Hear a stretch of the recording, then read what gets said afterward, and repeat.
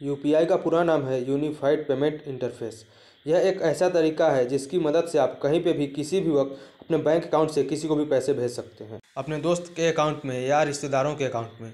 और अगर किसी को पेमेंट करना है तो आप आसानी से यूपीआई की मदद से पैसे दे पाएंगे। किसी भी तरह का पेमेंट आप इसके मदद से कर सकते हैं। जैसे अगर आपने ऑनलाइन कोई सामान खरीदा है तो आप यूपीआई से पेमेंट कर सकते हैं, या फिर आपने बाजार जाकर कुछ खरीदारी की है तो आप भी इसका पेमेंट यूपीआई से कर सकते हैं। टैक्सी का भाड़ा, मूवी टिकट के पैसे, एयरलाइन टिकट के पैसे, मोबाइल रिचार्ज और डीटीएच रिचार्ज, ये सभी तरह के पेमेंट आप यूपीआई के जरिए कर सकते हैं। और ये बिल्कुल तेज़ी से और तुरंत आपके सामने ही आपके बैंक अकाउंट से सामने वाले के बैंक अकाउंट में ट्रांसफ़र हो जाते हैं। यूपीआई को शुरू करने की पहल एनपीसीआई की तरफ से हुई है। एनपीसीआई का पूरा नाम है national payments corporation of India. ये वो संस्था है जो कि फिलहाल यूपीआई को मैनेज करती है। जैसे कि मान लीजिए आपके पास अगर एक्सिस बैंक का एटीएम कार्ड है और आप अगर एसबीआई के एटीएम में जाकर पैसे निकाल सकते हैं। इन बैंक्स के बीच हो रही सभी ट्रांजैक्शन का ध्यान एनपीसीआई रखता है। ठीक उसी तरह यूपीआई की मदद से भी आप अपने एक बैंक अकाउंट से सामने वाले के अलग बैंक अकाउंट में पैसे भेज सकते हैं। यूपीआई का इस्तेमाल करने के लिए आपके पास एक एंड्रॉयड फ़ोन होना चाहिए। आपके पास किसी भी बैंक का एक अकाउंट होना चाहिए, कोई सा भी बैंक, जैसे SBI, Kotak Mahindra bank,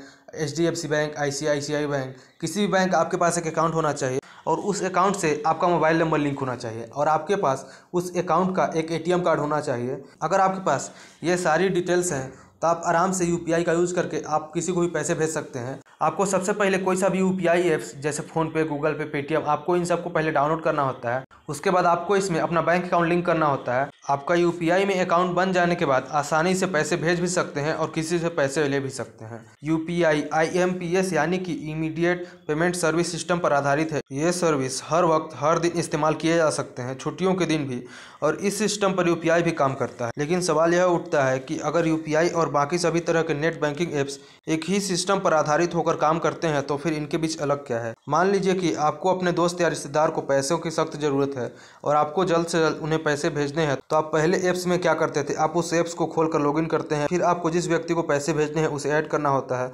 add करते वक्त आपको बहुत सी डिटेल्स डालनी होती है और उसके लिए आपको सभी बैंकिंग डिटेल्स का पता होना जरूरी है। जैसे कि आपको उस व्यक्ति का अकाउंट नंबर पता होना चाहिए, आईएफएससी कोड, ब्रांच का नेम इत्यादि सभी प्रकार की डिटेल्स भरनी होती है, जिसमें कि काफ़ी समय लग जाता है। लेकिन यूपीआई में इन सब चीज़ों की ज़रूरत नहीं पड़ती। आपको सिर्फ उस व्यक्ति का यूपीआई आईडी डालना होता है, जिसके बारे में मैंने आपको ऊपर बताया, और कितने पैसे भेजना है वो सिलेक्ट कर आसानी से पैसे भेजे जा सकते हैं। ना कोई बैंक डिटेल्स डालने की झंझट है, ना ही इसमें ज़्यादा वक्त लगता है, और सामने वाले को यह भी बताने की ज़रूरत नहीं होती है कि उसका अकाउंट कौन से बैंक में है या उसका अकाउंट में कौन से नाम से रजिस्टर्ड है। ये सब बिना जाने ही यूपीआई की मदद से जल्दी और सुरक्षित तरीके से हम पैसे भेज सकते हैं। यूपीआई में पैसे भेजने की लिमिट भी है और वो लिमिट है पर ट्रांजैक्शन 1 लाख रुपए।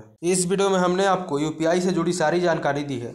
आपको इस वीडियो से कुछ भी जानने को मिला हो, कुछ भी सीखने को मिला हो, वीडियो को लाइक जरूर कर दें और चैनल को भी जरूर सब्सक्राइब कर लें।